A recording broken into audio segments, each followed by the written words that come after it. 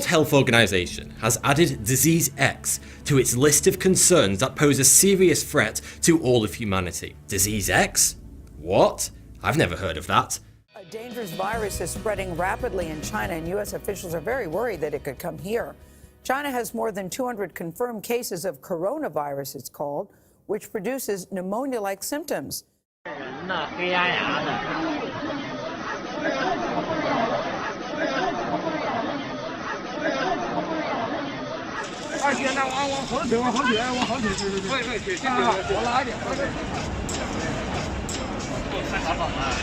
On January 23rd, the Chinese authorities shut down the city of Wuhan. Population 11 million. And ground zero for the outbreak of the coronavirus.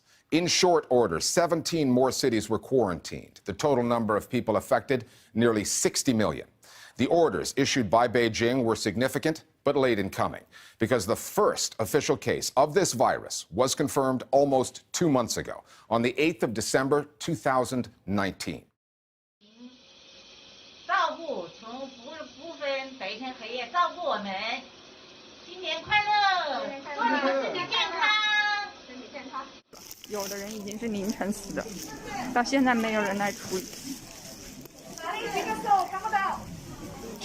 There's been virtually nothing discussed regarding the coronavirus incredible rate of infection that was released via Hong Kong and Chinese researchers that published first wave data in the medical journal The Lancet on January the 24th.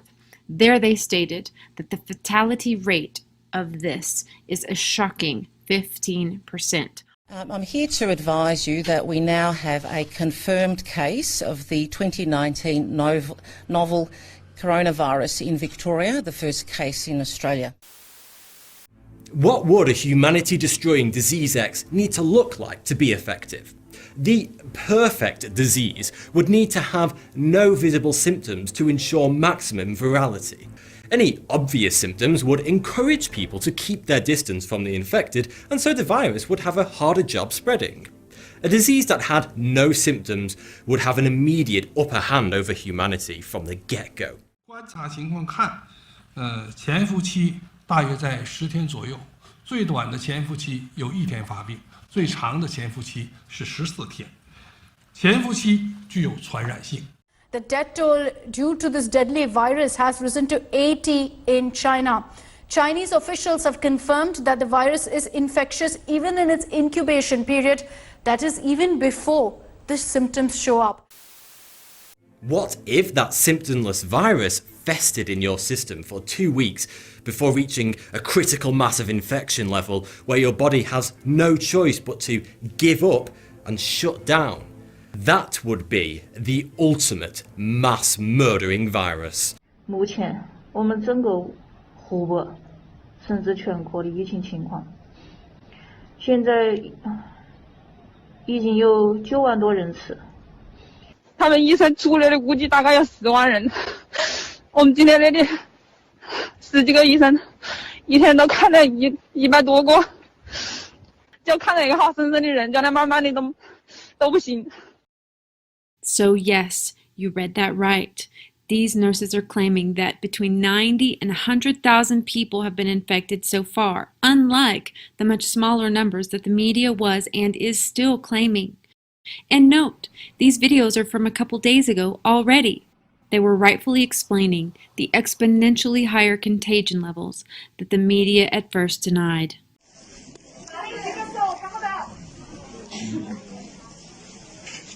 然后医生、护士还有病人全部都在这种环境下面工作。我们实在别说我们逃命，我们这里也上就是等死了，我们就是等死了。我们妹妹常常累都要累死了，天天上班，一天休息都没有。我脾气好呀，我的3天有人来管你。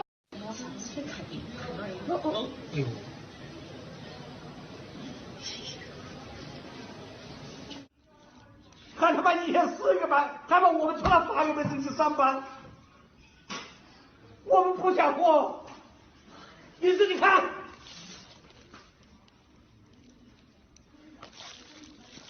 你们到底想干什么 I know this can be incredibly hard to watch, but we need to be willing to look truth in the face if this thing is really blowing up like it looks like it might be doing.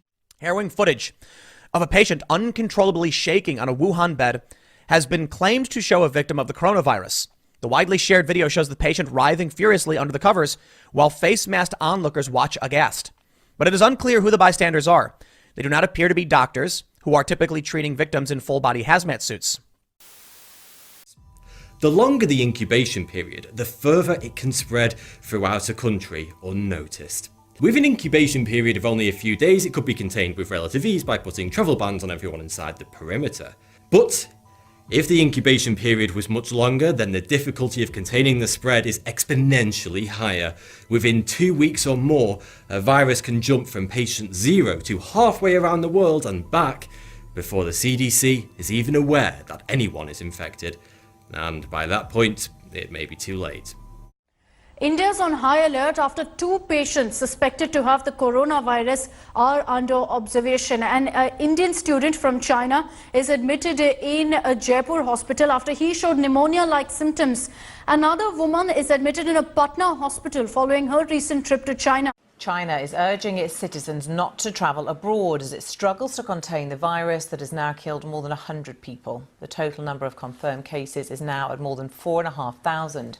Several countries, including France, Japan, South Korea and Morocco, have said they will evacuate their citizens from disease-stricken areas. But if you have 2 out of 100 people slipping through, who themselves may not even know that they are infected, you see. So they're not even going to self-report to a hospital, let's say, because they don't know. They just think, I don't feel so well today.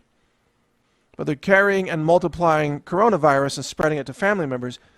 If you have 2 out of 100, then this is uncontrollable. 但是呢，这个疾病呢，从我们的认识来讲，它是一个新发的疾病。 And in some cases, a person can be contagious and not even have a fever. So all these images that you've seen of people given the all clear, thumbs up, allowed out of planes and through checkpoints into other countries after their fever is checked, they can walk around for several days and come into contact with many. 我也想问一下，我们大家一块儿在这个公共平台上探讨一下，武汉市市长、党委书记在干什么？作为一个地方的高级官员、一把手，他们难道没有得到信息吗？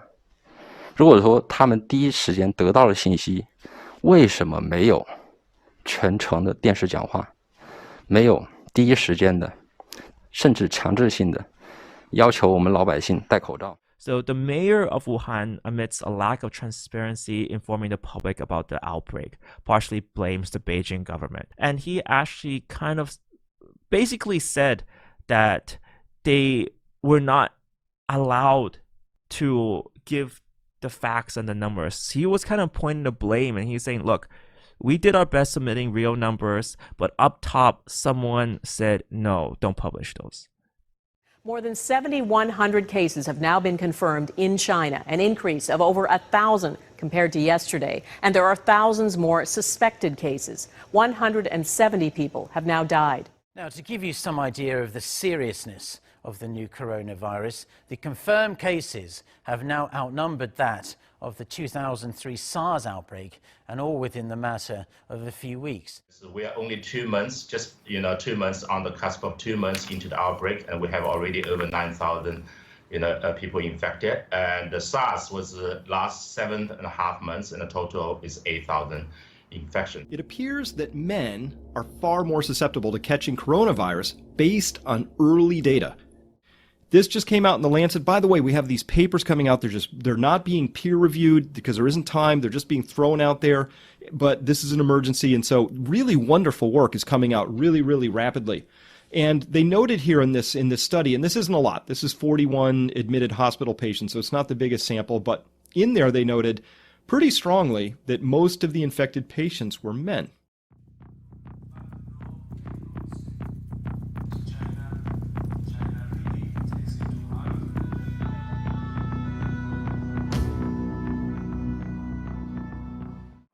Coronavirus has reached the UK. 2 patients from the same family in England tested positive on Friday. They are the first such cases in Britain. It turns out that the Wuhan Institute of Virology, they were studying the bat coronavirus. So there's multiple links and publications, and they were also studying coronaviruses relating to animal infections. So the African swine flu, basically very similar viruses that came from bats. They were all being studied in that virology center in Wuhan. So there is a possibility that they were kind of working with very similar stuff. And also there's evidence that they've also been able to use CRISPR technology, which is a method to edit DNA to kind of genetically alter the virus too. This morning, coronavirus now classified as a public health emergency, prompting drastic new measures. Beginning at 5 p.m. Eastern Standard Time, Sunday, February the 2nd, the United States government will implement temporary measures to increase our abilities to detect and contain the coronavirus. Also, there is one more trait that would need to be almost mandatory for a killer virus to be effective, which I didn't mention earlier. To wipe out humanity, it would need to be unfamiliar. There are very few viruses in existence that have the potential to be mass killers, namely Ebola, HIV and influenza in the wild, and then there's smallpox, hantavirus and Marburg, which are mostly confined to laboratories.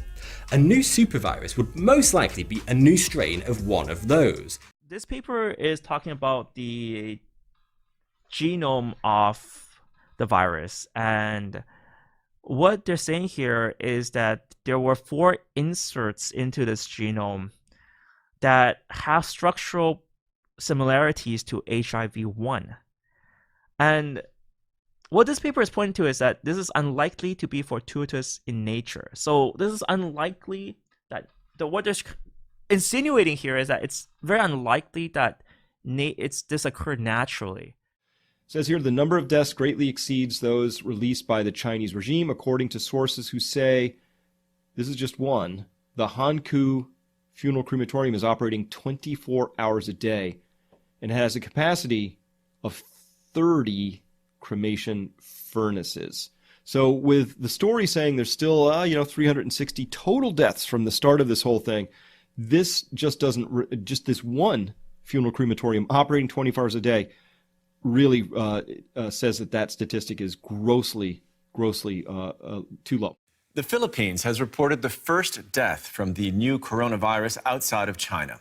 Officials in Manila say the 44-year-old man came from the province of Wuhan. This concerns a story of a patient in Germany.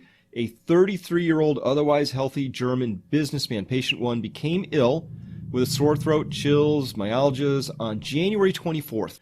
The following day, a fever of 39.1 C, that's 102.4, developed, along with a productive cough. By the evening of the next day, so that would be the 25th, he started feeling better. Hey, good news, went back to work on January 27th. And so they said, wow, you might have had contact. He said, yeah, I had a little fever. So at presentation, though, when they looked at him, he was afebrile, meaning no fever and well. He reported no previous or chronic illness. Had no history of foreign travel within 14 days. Okay, so good. So then they did 2 nasopharyngeal swabs and 1 sputum sample were obtained and were found to be positive for the coronavirus. And here's the thing. Follow-up PCR assay revealed a high viral load of 10 to the 8th. That's 100 million copies per milliliter.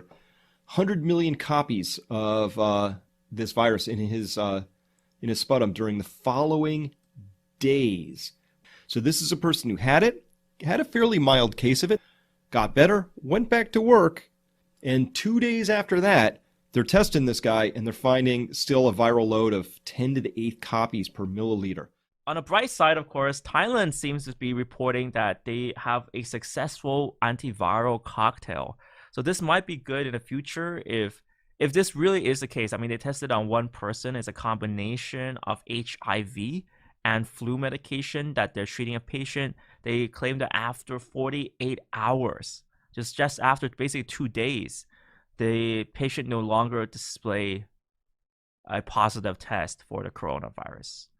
And it's also kind of interesting, I think this is for all the conspiracy guys out there, that they use HIV medication and it tested very positive in terms of responses. But there's no direct evidence either linking it to the Viral Institute of Virology, and there's no direct evidence proving it's not from the Institute of Virology.